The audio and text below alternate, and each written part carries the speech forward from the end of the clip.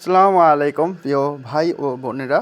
আমি আজকে একটি ভিডিও শেয়ার করছি। এটা আমার কারখানার একটি ভিডিও। আমি আরেকটি নতুন ডিজাইন করলাম, এজন্য ভিডিওটি আপনাদের মাঝে আমি শেয়ার করছি। তো ভিডিও মাঝে আমি কিছু গুরুত্বপূর্ণ জুতার কারখানা নিয়ে আলোচনা করব ইনশাল্লাহ। আশা করি সম্পূর্ণ ভিডিওটি দেখবেন। আর ভিডিওতে যা কিছু দেখছেন সম্পূর্ণ আমার কারখানার ভিডিও। তো আমার কারখানা আরও একটু ভালো পুরাদমে চলছে ইনশাল্লাহ, আপনাদের ভালোবাসা এবং আল্লাহর রহমতে ইনশাল্লাহ। তো যারা জুতার কারখানা দিবেন ইনশাল্লাহ বুঝে শুনে দিবেন, কারণ বর্তমানে মালের রেট বাড়তি এবং যেহেতু নতুন একটি কারখানা, নতুন নামের জুতা বাজারে সেল করতে গিয়ে অনেক ঝামেলা হয়, অনেক কষ্ট করতে হয়, সহজে বিক্রি করা যায় না। তাই বুঝে শুনে দিবেন এবং তারপরেই ভালোভাবে কাজ শিখে দিবেন। দেখেন, এই জুতাগুলো সম্পূর্ণ আমার নিজের টেকনিক খাটিয়ে ডিজাইন করা এবং এই ডিজাইনে আমি মালগুলো তৈরি করেছি। আর এখানে যে মালগুলো দেখছেন এটা 6-9 মাল, অর্থাৎ এটা 38 থেকে 34 পর্যন্ত সিরিয়াল নাম্বার। তো এই মালগুলো বিশেষ করে বাচ্চাদের জন্য।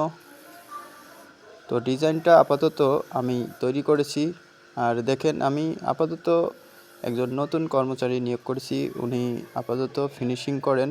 এই জন্য আমার কারখানার কাজ আগের থেকে একটু দ্রুত হচ্ছে। আমি অন্য সব ডিজাইনের কাজে ব্যস্ত থাকি এবং মার্কেটে মাল ডেলিভারি দেওয়ার কাজে ব্যস্ত থাকি। তাই একটু আমার কারখানার কাজ আগের থেকে ভালো চলছে। তো বিশেষ করে যারা কারখানা দিবেন সবাই বুঝে শুনে ভালোভাবে কাজ শিখে তারপরে কারখানার কাজ চালু করবেন ইনশাল্লাহ। আশা করি সবাই সফলতা পাবেন। আর প্রথম অবস্থাতে আপনারা ম্যানুয়াল মেশিন দিয়ে কাজ শুরু করবেন, যেহেতু অল্প থেকে শুরু করা ভালো। আপনি প্রথম অবস্থাতেই অনেক বড় করে শুরু করতে গেলে হয়তো কোনো সমস্যার কারণে ছেড়ে দিতে হবে, তখন আপনি অনেক লসের সম্মুখীন হবেন। তাই ছোট থেকেই শুরু করেন এবং ধীরে ধীরে মার্কেটে দৌড়ান, এতে দেখবেন আপনার লসের সম্মুখীন হবেন না। আশা করি সামনে ধীরে ধীরে সব কিছু বুঝতে পারবেন এবং কারখানা সামনের দিকে দ্রুত এগিয়ে যাবে এবং সফলতা পাবেন।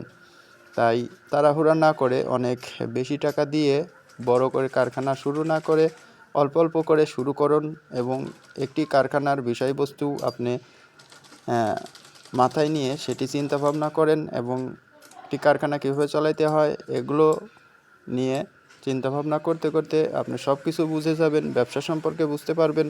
তখন দেখা যাবে আপনার অটোমেটিক সকল মাল মার্কেটে দৌড়াবে এবং আপনি খুব ভালো মাল তৈরি করতে পারবেন, মার্কেটে চাহিদা হবে, তখন আপনি লাভবান হবেন। তাই আমি আবারও বলবো, ভালোভাবে একটি জুতা তৈরির কাজ শিখুন এবং কাঁচামাল সম্পর্কে ধারণা নিন। তো সবাই ভালো থাকবেন, সুস্থ থাকবেন। আল্লাহ হাফেজ।